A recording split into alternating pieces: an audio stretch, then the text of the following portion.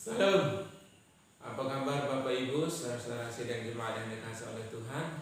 Saya berharap kita semua sehat, kuat dalam lindungan, dalam pemeliharaan Tuhan.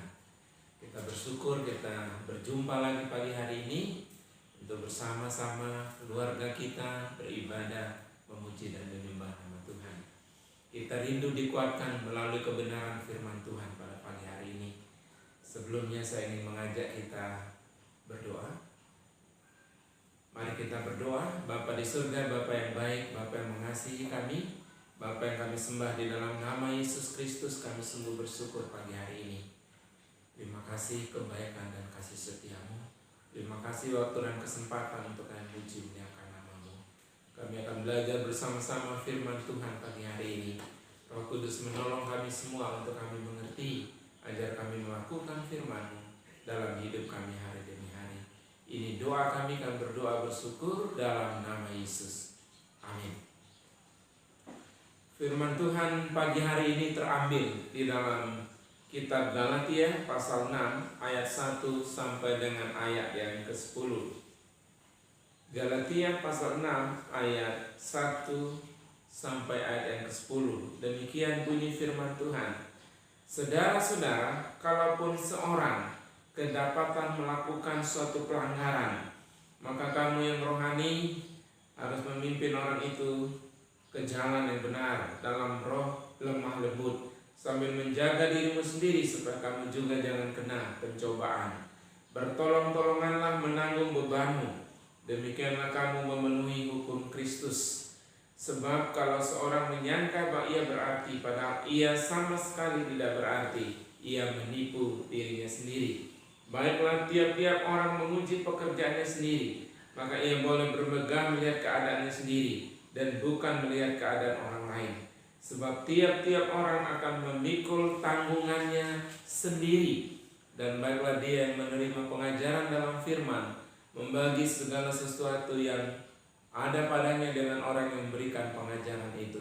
Jangan sesat, Allah tidak membiarkan dirinya dipermainkan. Karena apa yang ditabur orang, itu juga yang akan dituainya.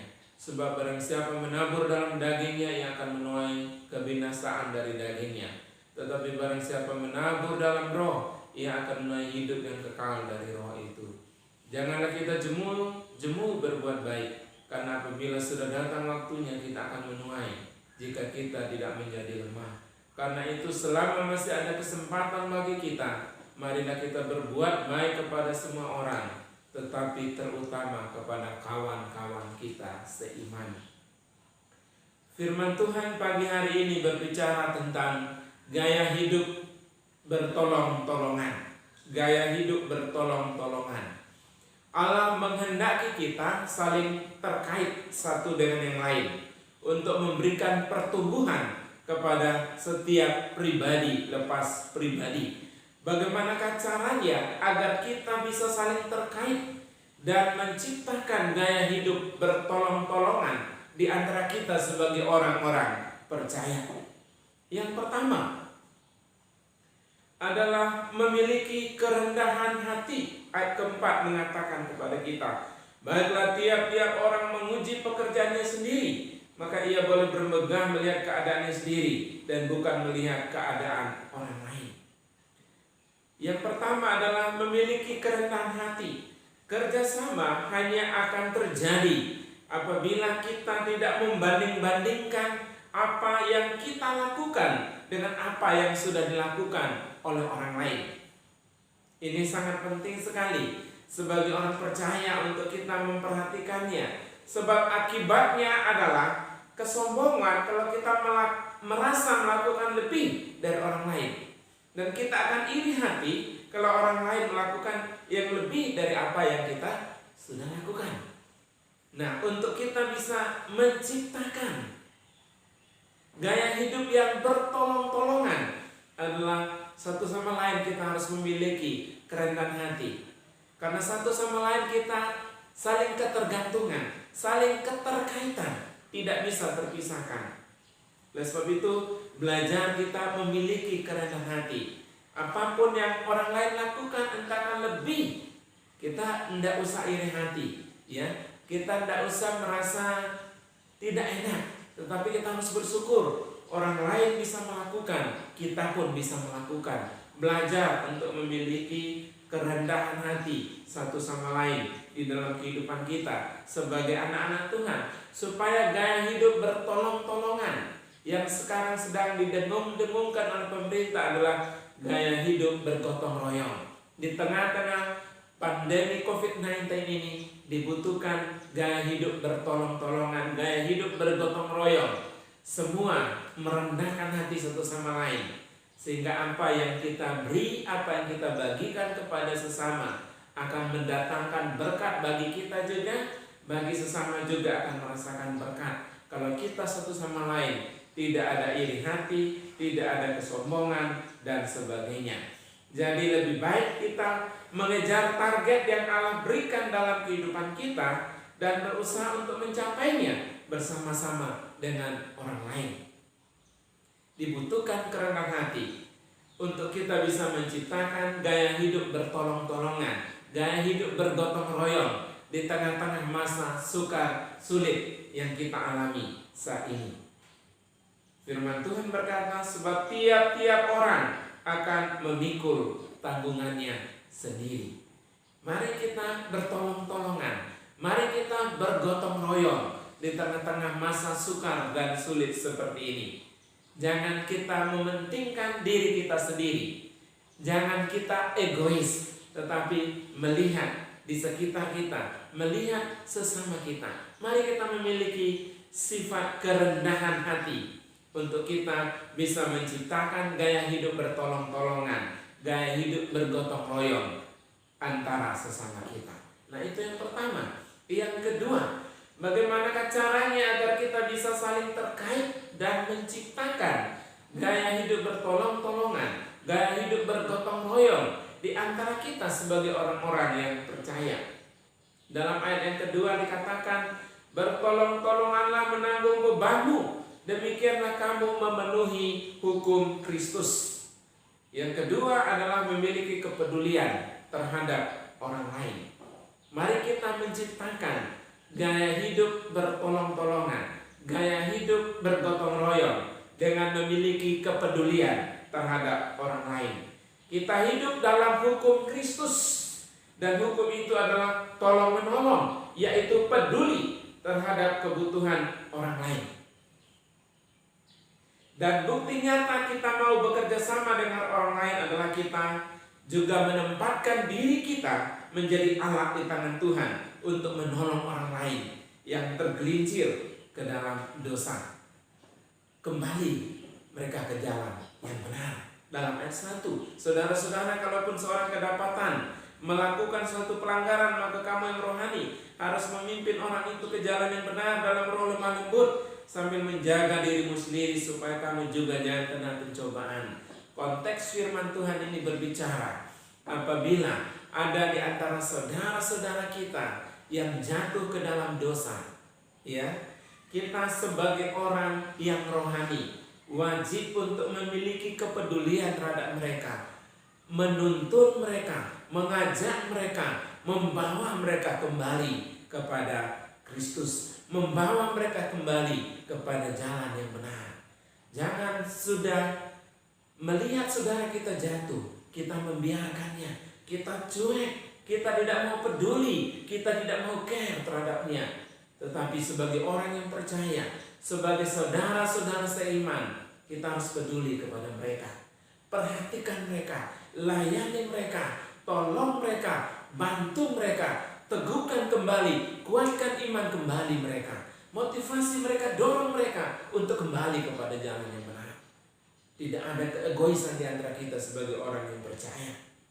Ya, kita harus care, kita harus peduli, bahwa tuntun saudara-saudara kita yang lemah imannya, yang kurang kuat imannya, untuk mereka dikuatkan kembali, diteguhkan kembali iman dan pengharapan mereka kepada Kristus. Di tengah-tengah pandemi COVID-19 yang sedang terjadi saat ini, Tuhan membutuhkan orang-orang yang peduli. Dan kita adalah orang-orang yang peduli, orang-orang yang percaya kepada Kristus. Kita sudah mendapatkan kepedulian Allah yang luar biasa. di mana Allah datang melalui perantaran anaknya yaitu Yesus Kristus, datang di tengah-tengah dunia yang berdosa ini. Karena apa? Karena Ia peduli kepada kita, karena Ia care kepada kita. Bapak Ibu jemaat yang dikasihi oleh Tuhan, puji kepada Tuhan. 2 tahap kita sebagai anggota GKI Rema sudah membagikan bingkisan-bingkisan kepada saudara-saudara kita yang terdampak COVID-19. Dan pelayanan anak dan remaja, GKI Rema juga tidak mau ketinggalan. Ya, mereka membagikan bingkisan-bingkisan juga kepada para lansia-lansia. Luar biasa. Saya juga percaya Bapak Ibu tidak tinggal diam di rumah masing-masing. Saya percaya Bapak Ibu peduli kepada lingkungan-lingkungan sekitar, menolong orang-orang di sekitar, peduli kepada mereka, dan tidak egois, tidak hanya mementingkan diri sendiri. Tuhan ingin kita memiliki gaya hidup bertolong-tolongan. Tuhan ingin kita memiliki gaya hidup yang gotong royong, bantu orang-orang di sekitar kita, peduli kepada orang-orang di sekitar kita. Kepedulian ini sangat dibutuhkan dalam sebuah kerjasama untuk kita saling tolong-menolong, untuk kita bergotong royong sebagai sesama orang percaya. Luar biasa apa yang Tuhan sampaikan melalui firman Tuhan ini. Kita peduli kepada orang lain, kita mengasihi orang lain, membantu orang lain. Yang ketiga, yang terakhir, Bapak Ibu saudara-saudara yang dikasihi oleh Tuhan, bagaimana caranya agar kita bisa saling terkait dan menciptakan gaya hidup bertolong-tolongan, gaya hidup bergotong royong di antara kita sebagai orang-orang percaya adalah dengan saling memberi. Saling memberi. Ayat yang ke-7 dikatakan kepada kita, jangan sesat, Allah tidak membiarkan dirinya dipermainkan, karena apa yang ditabur orang itu juga akan dituainya. Sebab barang siapa menabur dalam dagingnya, ia akan menuai kebinasaan dari dagingnya. Tetapi barang siapa menabur dalam roh, ia akan menuai hidup yang kekal dari roh itu. Janganlah kita jemu-jemu berbuat baik, karena apabila sudah datang waktunya kita akan menuai, jika kita tidak menjadi lemah. Karena itu selama masih ada kesempatan bagi kita, marilah kita berbuat baik kepada semua orang, tetapi terutama kepada kawan-kawan kita seiman. Yang ketiga adalah saling memberi. Kerjasama akan terbina dengan baik apabila kita bukan hanya mencari apa saja yang dapat dicari bagi diri sendiri, tetapi yang setiap usaha kita harus diarahkan untuk kepentingan bersama. Ayat 6, dan baiklah dia yang memberi, menerima pengajaran dalam firman, membagi segala sesuatu yang ada padanya dengan orang yang memberikan pengajaran itu. Kalau kita menabur kebaikan, firman Tuhan katakan, maka kita akan menuai kebaikan juga. Tetapi kalau kita menabur kejahatan, maka kita juga akan menuai kejahatan. Mari Bapak Ibu jemaat yang dikasihi oleh Tuhan, saat ini adalah saat kita untuk memberi. Firman Tuhan berkata, berbahagia, lebih berbahagia orang memberi daripada menerima. Ya, lebih berbahagia orang memberi daripada orang menerima. Mari kita memberi, mari kita menabur dan menabur, karena kita akan menuai. Ya, Tuhan mencatat setiap pemberian yang kita beri, yang kita bagikan di antara sesama kita. Ya, Tuhan tidak menutup mata. Tuhan mengingat semuanya itu dan Tuhan mencatat semuanya itu, dan tepat pada waktunya apa yang kita akan tabur itu kita akan tuai. Itulah sebabnya kita didorong untuk tidak jemu-jemu menabur kebaikan. Taburkan kebaikan, tebarkan kebaikan, taburkan kasih, tebarkan kasih di antara sesama kita. Karena kalau sudah tiba waktunya, kita akan menuai yang baik dari apa yang kita tabur kalau kita melakukannya dengan setia. Apa yang kita lakukan untuk Tuhan, Tuhan memperhatikannya, Tuhan melihatnya, dan Tuhan akan membalas setiap apa yang kita beri kepada Tuhan. Dan ingatlah, target dari perbuatan baik kita adalah untuk semua orang, terutama sesama orang-orang percaya. Ya. menolong sesama, membantu sesama, memberi kepada sesama, terutama kepada saudara-saudara seiman dan juga kepada semua orang. Mari Bapak Ibu jemaat yang dikasihi oleh Tuhan, ciptakan daya hidup bertolong-tolongan, ciptakan daya hidup bergotong royong di tengah pandemi COVID-19 yang sedang mewabah dunia saat ini. Jangan kita egois, jangan kita mementingkan diri kita sendiri. Masih banyak orang-orang di sekitar kita, masih banyak orang-orang di luar sana yang sangat membutuhkan uluran tangan kita. Ayo tolong mereka, ayo bantu mereka, ayo beri mereka. Biarlah melalui kebenaran firman Tuhan pada pagi hari ini meneguhkan dan menguatkan iman kita, memotivasi dan mendorong kita untuk kita hidup bertolong-tolongan, untuk kita hidup bergotong royong. Selama masih ada kesempatan yang Tuhan beri kepada kita, mari kita berbuat baik, mari kita menabur, karena nanti kita akan menuai apa yang kita tabur. Biarlah kebenaran firman Tuhan ini akan meneguhkan dan menguatkan iman kita. Mari kita berdoa. Bapa, kami bersyukur atas kebenaran firman-Mu. Biarlah firman-Mu akan meneguhkan dan menguatkan iman kami. Ajar kami melalui kebenaran firman-Mu untuk kami hidup bertolong-tolongan, untuk kami hidup bergotong royong. Betapa banyak orang-orang di sekitar kami yang berkekurangan. Tolong kami sebagai anak-anak Tuhan, untuk kami bisa berbagi, untuk kami bisa memberi, untuk kami bisa menabur dengan saudara-saudara seiman kami, dan juga kepada semua orang.